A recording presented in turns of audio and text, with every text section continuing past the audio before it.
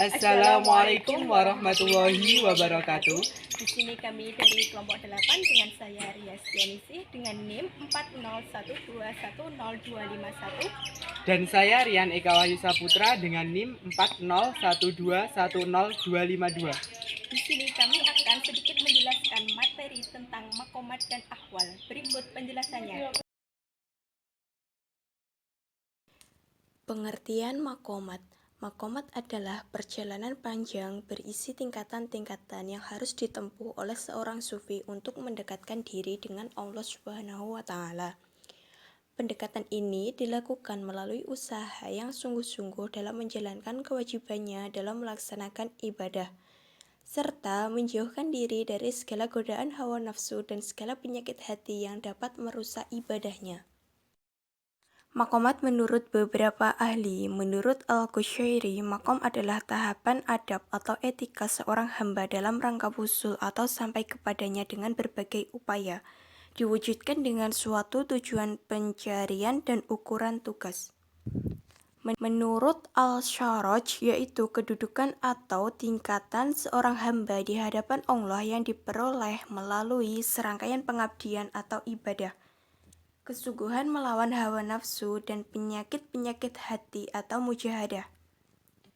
Latihan-latihan spiritual atau riyadhah dan mengarahkan segenap jiwa raga semata-mata kepada Allah.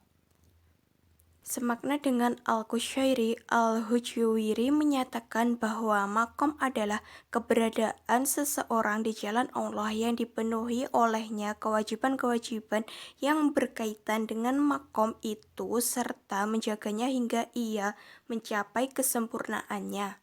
Tingkatan makomat. Yang pertama yaitu taubat. Artinya memohon ampun atas segala dosa yang disertai dengan penyesalan dan berjanji dengan sungguh-sungguh untuk tidak mengulangi perbuatan dosa tersebut dan dibarengi dengan melakukan kebajikan yang dianjurkan oleh Allah. Yang berikutnya yaitu zuhud. Zuhada fi al-dunya berarti mengosongkan diri dari kesenangan dunia untuk ibadah.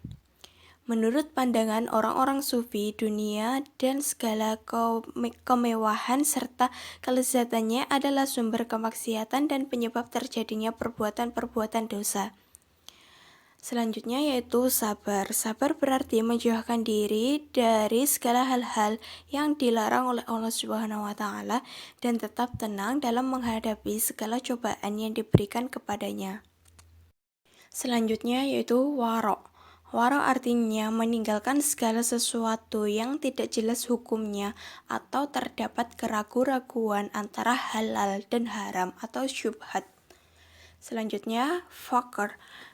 Fakir adalah tidak meminta lebih dari apa yang telah ada pada diri kita, tidak meminta rezeki kecuali hanya untuk menjalankan kewajiban-kewajiban. Selanjutnya yaitu tawakal. Tawakal artinya sebagai seorang hamba benar-benar menyerahkan diri kepada Allah Subhanahu wa Ta'ala atas segala ketetapannya. Jika mendapat ujian, dihadapi dengan sabar serta menyerahkan diri kepada Allah Subhanahu wa Ta'ala dan memohon perlindungan hanya kepadanya. Yang terakhir yaitu ridho. Ridho artinya tidak menentang qadha dan qadar Allah, menerima qadha dan qadar dengan hati senang. Selanjutnya al-ahwal. Al-ahwal merupakan sesuatu yang diberikan Allah kepada hambanya yang tanpa usaha melainkan seperti hadiah yang berupa ilham yang bersifat tidak selamanya. Ibnu Arabi menyebutkan hal sebagai sifat yang dimiliki seorang salik pada suatu waktu dan tidak pada waktu yang lain seperti kemabukan dan fana. Macam-macam ahwal. Yang pertama adalah muraqabah. Muraqabah artinya merasa selalu diawasi oleh Allah Subhanahu wa Ta'ala, sehingga dengan kesadaran ini mendorong manusia senantiasa rajin melaksanakan perintah dan menjauhi larangannya. Yang kedua adalah khauf atau takut. Khauf adalah bayangan perasaan terhadap sesuatu yang ditakuti yang akan menimpa dirinya. Yang ketiga adalah raja. Raja atau optimisme adalah perasaan senang hati yang senang karena menanti sesuatu yang diinginkan dan disenangi. Orang yang harapan dan penantiannya mendorongnya untuk berbuat ketaatan dan mencegahnya dari kemaksiatan, berarti harapannya benar. Sebaliknya, jika harapannya hanya angan-angan, sementara ia sendiri tenggelam dalam lembah kemaksiatan, harapannya sia-sia. Yang keempat adalah tumak ninah. Tumak ninah adalah rasa tenang, tidak ada rasa was-was atau khawatir, tak ada yang dapat mengganggu perasaan dan pikiran karena ia telah mencapai tingkat kebersihan jiwa yang paling tinggi. Yang kelima adalah uns atau sukacita. Dalam pandangan sufi adalah sifat merasa selalu berteman, tak pernah merasa sepi. Dalam keadaan seperti ini, seorang sufi merasakan tidak ada yang dirasa, tidak ada yang diingat, dan tidak ada yang diharap kecuali Allah Subhanahu wa Ta'ala. Yang terakhir adalah musyahadah.